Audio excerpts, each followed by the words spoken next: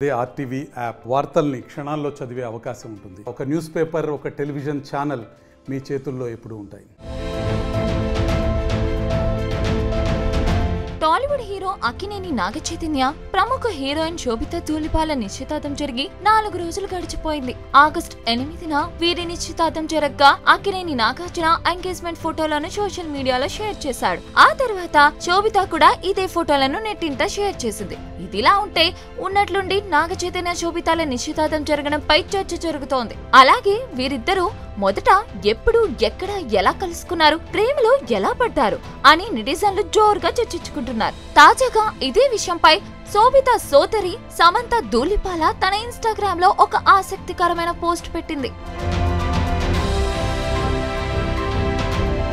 చైతన్య శోభితాల మధ్య ప్రేమ 2022లోనే మొదలైందని సమంత బయటపెట్టింది.